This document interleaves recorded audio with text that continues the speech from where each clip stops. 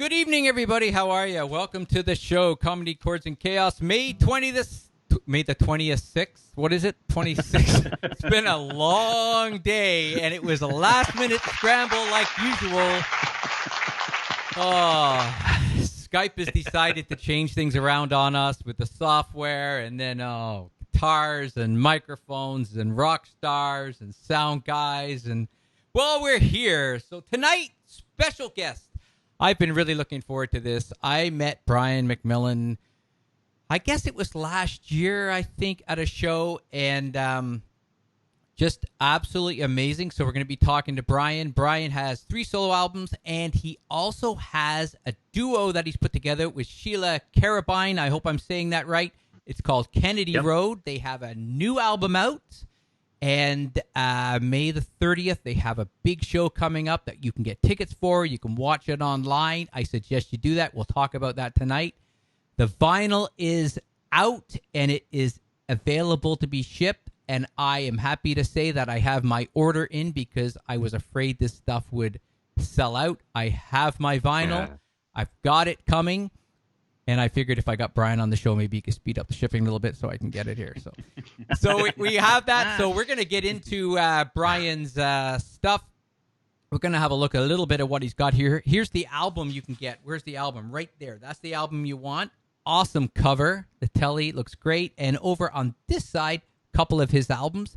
I listen to them regularly on my phone while I'm working with my Apple Pods. So we got lots to talk about tonight. We're going to talk about also how the the lockdown is affecting his music because he is a full-time musician.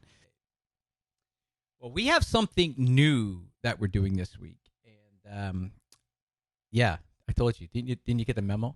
Because Brian, this was inspired from me listening to your music. So what I'm doing is for our guests that we get on the show, musical guests, if we didn't have Brian anymore, or we had to make Brian into a smoothie, what would we put in it to get a Brian MacMillan musical smoothie?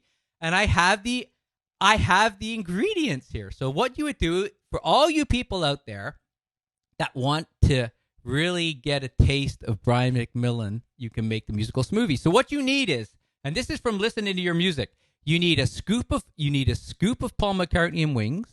You need a 1/4 tablespoon of the Steve Miller Band. You need a 1/2 tablespoon of Bruce Cockburn. You need a 1/4 cup of James Taylor. You need a 1/4 cup of Bob Marley and a 1/2 cup of Paul Simon. Add a dash of the Secret Magic. You mix it at 33 1/3 RPMs, and you drink it in the sunshine.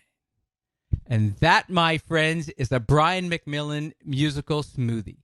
So if you like any of those ingredients, you need Brian's stuff in your playlist. But so tell us, while we go back to your music, how it all started. Why don't we do that? Why don't we go back to your journey, when it all started for you? What got you into this?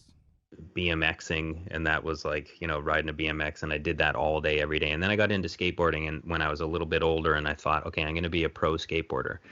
And skateboarded for many years, all day, every day, and got sponsored by the local Psychopath shop. And then, but I always loved music. I even found a couple little booklets that I had when I was a kid where I'd sit down in front of the stereo and write down all the Jackson 5 lyrics, press pause on the tape, and I'd have a booklet of lyrics that I could just read and memorize these tunes. So it was always always kind of a passion of mine. But it's funny for me, given how different the place that I'm at now, but the thing that really got me into playing guitar primarily was Nirvana. Like Kurt Cobain, when that came out, I was kind of late to music for the people that I knew that were really, going for it with music. I was already in my mid to late teens, and then Nirvana kind of was like, oh man, I need to play some punk rock guitar, and that got me my first guitar, and put me in the basement and helped me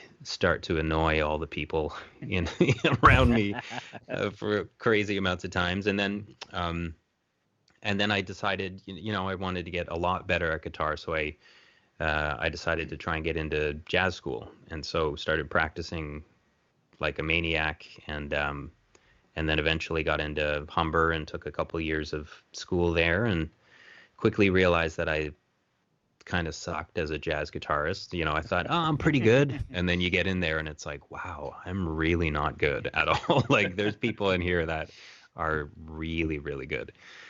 But I had always loved songs anyway, you know, like my dad was really a huge fan of Cat Stevens and, you know, the kind of James Taylor and the songwriter tradition. So that was always in me. And I think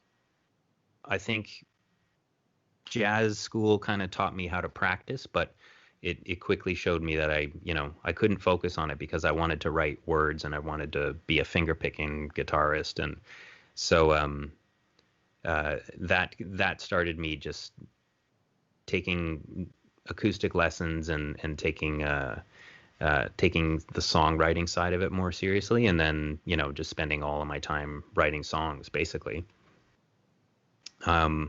But from that point on, you know, I really, you know, I have this song that kind of outlines all the jobs that I've had, and I've had about, you know, 45 jobs in my life. So it was like just kind of doing any job that I could just to kind of buy me some time to practice. And that was much of my growing up, my 20s and everything was just like, how little can I do so that I can just practice guitar and songwriting and singing as much as I possibly can. So that you know, at that point I was screwed. That was it was done. I think that's the problem though when you fall in love with music. I mean, I was kind of fortunate that I didn't fall in love with playing until later in life. Like I was a campfire guitar player, but it wasn't until later after I got my career all sorted out that I decided I wanted to be a rock star, which right, which wasn't going to happen. But we had a lot of fun doing it. Right. But yeah, totally. I think chasing that dream it can be when you get hooked in like that. That's it. Yeah. 45 jobs. Yeah. I hear you. I can totally relate to your story because, I mean, for me, my late teens, coming out of high school, into my 20s was music. I mean, I was always so passionate about music, and that's what I did. You know, I just dove right into it, and I did everything I could, and that was pretty much it. Yeah. And I would do, you know, like you said, a job here, jobs there, you know, to do what I could, and focused on music. And I've pretty much been doing that. And then you'd come to a point where you realize, you know, you're either going to go or you're not going to go, but you got to make a decision. Yeah. But you don't want to give it up at all. No, I mean, it's your passion, right? I know it's what you love to do, and it's the only thing for me anyway, the only thing I've ever wanted to do. Yeah. So you just keep on going and keep doing it for the love of doing it. Absolutely. Yeah. It's funny when it intersects that place where where you're trying to balance that line of playing as much as you can and trying to make a living at it. And then, even within the bigger spectrum of making a living playing music, there's, it's a pretty wide pool at the base, but this very specific kind of things you want to do at the apex of it, it's a pretty small bandwidth, so. Yeah, totally. So even deciding down at the bottom where you're doing, 45 jobs within music, then it's still like, okay, well, even within that place, there's many decisions like, well, maybe it would be better for me to have one other job. And then I could I could erase 30 of these things that I'm doing that are kind of taking up all my time. And I'm not getting to do the one or two things that really give me my drive to keep doing it, Yeah, totally. So it's a challenging, yeah. And then it just sucks being broke too. After a while, Yeah, that's the other problem. Totally. Being in music, reality, and you're always hoping in a sense. Like you figure now you're doing this album, and like we were talking earlier, this bad luck draw of it all coming right when this happens. Like someone could have just finished their album. They could have had it out. They could have toured. They could have just been coming off the tour, and it could have been the best thing that happened to them. You know what I mean? But you were just getting ready to go, and it's like, no. And because there are people that are thriving right now. That's what's crazy about this. There's people that are, or there's people at home. We talked about this last night. There's people at home that don't want to go back to work because they're loving it. Yeah. You know, right now it's 30 degrees outside. They're in the pool. I know people that have pools. And the other day I drove by a pool supply place that was lined up. Yeah. And so it's almost like I'm almost like I don't even want people to know that I had a nice day today. That I was working, but you know what I mean? You just don't want to say nothing. You just don't want to upset anybody. It's kind of become you know, it's like there's people out there that aren't wearing a mask, but they're telling everyone they're wearing a mask because they don't want to upset anybody. You know, they just don't want to. And so right now, like especially people like you, and I think it was Joe Tilley who mentioned last week, we were talking about sports and stuff like that, but he made the point that, well, artists can still play their music online. And then I thought about it after. I thought, yeah, but the problem is all of a sudden social media gets so saturated with someone coming on and doing a live show. And I was watching a live show.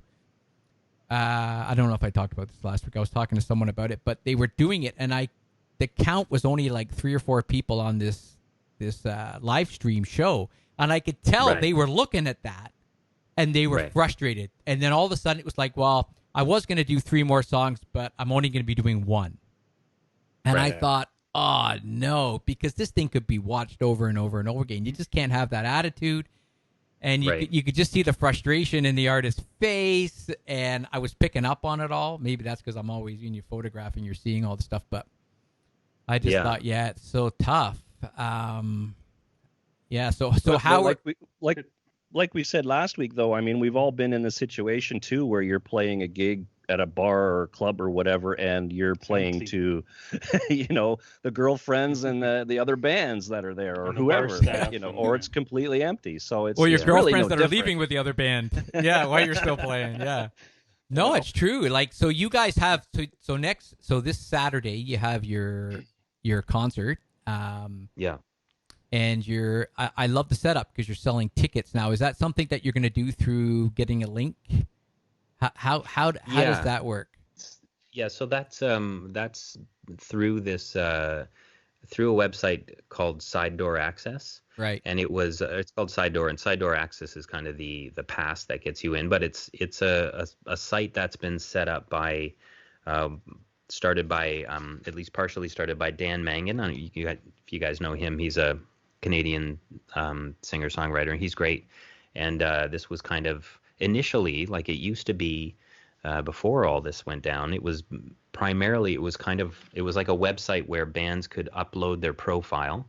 And so you have the band side of it, and then you have the venue side of it. And so the people have a house, or they have a photo studio, or they have a backyard that is awesome, and they upload their venue, whatever it is, and so there's a directory of venues and a directory of artists, and either one of those can engage each other. So, you know, I could look through the directory and say, oh, look at this amazing place, and it's right around the corner from me. I'm going to send them an email and say, check out my profile. I'd love to come and play at your place with my band. And so it was linking up those kind of things. Which, is it kind of like a home roots kind of in a sense? I think Brian froze. It's a little less streamlined. Right. Like it's kind of anything goes, you know. Oh, okay. But I played a few of them before too, and it was super awesome actually. But it quickly morphed into this kind of portal for now people, for it being you know, not only people that were already a part of the website and the Side Door thing, but just kind of Side Door became the medium that had all of the framework with Zoom and matched Zoom with performers, and then the performers could sell tickets through Side Door. So Side Door would take a small percentage of it, but primarily sets up the whole framework, and then you know, it's like an organized way to do a live stream that's still kind of like a venue, you know. Right. And then you'd buy the ticket online through Side Door, and then you'd get emailed a Zoom link, and then Right. and then, you know, whatever, half an hour before the show start time, you could sign in, and you'd be led into the virtual waiting room kind of thing, you know. Right. Yeah. Right. Yeah, so it's a cool, I mean, Pretty cool. you know, Yeah. it is pretty cool. There's a lot of people who are because it's so well known, and a lot of, you know, well-known Canadian musicians and stuff. It's like some people are having, you know, 700 people watch their show through Side Door, which is amazing, you know. Yeah. Yeah, I think this is could be the future of the music as well as an option. I don't know. Is there something going on with the sound here? I don't know if you guys cut out. You guys hear me? Yeah. Oh, okay. Maybe it's just, I think because I was just talking, you guys cut out. But I think this could also be an addition to the future when, you know, the clubs do open up. I think that this could be a way, once the technology picks up. I think the technology needs to get better, and it will. I know a lot of emphasis goes into gaming and all that kind of stuff, but I think that if we could put more energy into getting good quality musical streams, because you guys are really good, you also need good sound coming to the fan or to the listener. And Totally. you know, you need that. But there's a lot of people that would love your music but just don't want to get off the couch. And that's why we see lower numbers in the clubs, because they don't want to go out and spend $100. But if they could spend the $10 on the ticket and not have to buy the dinner and the beers and all the other Ubers Parking and all that and the They babysitting, could stay home and have their buck of beer. so I think the future is finding a way, like you said, if it's Side Door or other ways to make these shows. But even if you have an audience there, it would bring the live effect to your show, but then you could stream it out. But again, then you need all the extra stuff with it. So That's the thing. There's a whole even just for, you know, for preparing for this show, like it's just the gear is just rolling in again. Now it's like, you know, add a VTech to the resume, you know, like all the cables and all the extensions and the internet and webcams and troubleshooting the technology and the interface and, you know, virtually sound checking with people, you know, like, hey, does this sound good at all? You know, like, sounds good in my headphones. It might sound awful to you guys, you know. Oh, so, I know. Just doing these streams and stuff, like, this has been fun technology to learn. But like, even tonight, now I know we had a glitch earlier because at the beginning of the show, Mark, I don't know when I discovered it, but remember when we were having the issue with the guitar? Oh, not the issue, but you were playing with the guitar and we were about to go live. Well, I muted Skype so that you could do that, but I didn't unmute it. So it took a while to figure that out. So I don't know when. I think we might even miss the news. I don't know. But this is, again, I got all the yeah. Who knows, right? So, we're just back on now. Yeah, so we might have to do the news before we leave. Subtitles, apparently. Yeah. Put the Well, I don't even think that would work. You need the audio. The audio wasn't going through to pick up the subtitles because Oh, but that's funny. But I could hear you. I could hear the news.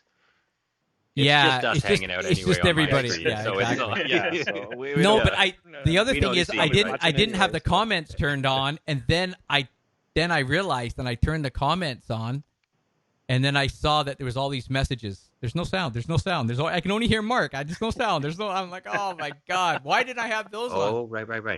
But are you also watching through Facebook? No, the software that I use has it. So yeah, that's okay. Okay, so you can see the outside world looking in a bit. Yeah, right. so I'll do some neat clips after, because I usually, after the show's over or the next day, I usually do some clips of the show and send them back out. But right, yeah, it's fun. It's like doing a gig in a sense, because there is that. That's why I like going live at 9. You got to scramble to get it all ready. You can't cheat or get lazy, so it's kind of fun. But yeah, you live and learn. But it keeps getting better. We keep getting better at it, and we're having a lot of fun at it. And yeah. But again, just another opportunity to keep, like, that. The whole idea was on lockdown. How can we offer something to artists out there to at least just keep the wheels rolling? Do something where we can, I've been throwing these out. I've been boosting these for the artists too, so that it gets around, and it's been helping too. So every little bit helps. But it's been a lot of fun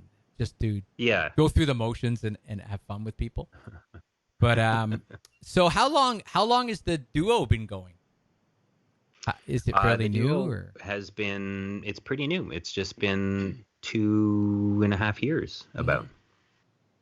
Yeah, so it's we kind of we've played a handful of shows. We've played a bunch of shows, but this summer was our first kind of like, oh wow, things are starting to happen. A bunch of festivals and a proper tour and some neat opening slots, and so there was momentum. Some quick momentum in terms of the musical arc at times, where it can be kind of no man's land for a long time. Like, is anything happening? And it's all like unattached linear moves. There's no kind of arc to them. And this was like, oh, there's that good old feeling of accomplishing something is kicking back in, and that's great. Yeah. So so at this point it's still relatively a fledgling. And that's like I was saying, like, you're in one of those situations where it is extremely frustrating, because it's not like somebody who works at a job where, oh, you know what, guys, we can't make cars this week because we're still on lockdown, but we'll be back next week. You know what I mean? Like, it just screws all the plans up. Like you said, it's momentum. There's no momentum for somebody who's working in the car factory. Except for getting that regular paycheck. I mean, it doesn't matter what he doesn't do this week, he can do next week. But with you guys, the train stops. And we all know to get the train going again, it's so hard. It's like, oh, then not only do you got to do it all, but you got to find the energy to do it all again. That's so true. Yeah, that's totally. why, I mean, geez, I really hope that, and what's your view on this whole lockdown thing? I mean, are you locking yourself in a closet over this, or are you going out, or what's going on? Well, I'm pretty much, I have a pretty small bubble, like I have my kids, and they hang out with their mom half the week and with me half the week, and I very rarely see friends, social distancing, but even then, like, I'm hardly seeing more than my very tiny bubble. And to be honest, it's kind of, I'm kind of loving it. Like, I'm one of those people that's like, oh man, this is great. Like, I don't have to turn down a dinner invitation. Yeah. It's easy. Funny. Like, I went outside, like, there's people are getting very kind of grassroots in a beautiful way too, right? Like, kind of intentional connections and doing things with more intention and being more aware of the impact that we all have in our surroundings. And a friend of mine posted that he was coming back from his parents' farm, and he had, like, 70 pounds of rhubarb, and did anybody want rhubarb? So he sent me a text. He's like, rhubarb's on your porch. And so I went out to get it, and he was still out there. But he's someone that has worked, he told me, and I didn't realize, but he worked for 8 years at Hughes Room in Toronto. Wow. That music venue that, just recently closed. And then he was 11 years at Lula Lounge. And now he's at the Jazz Bistro.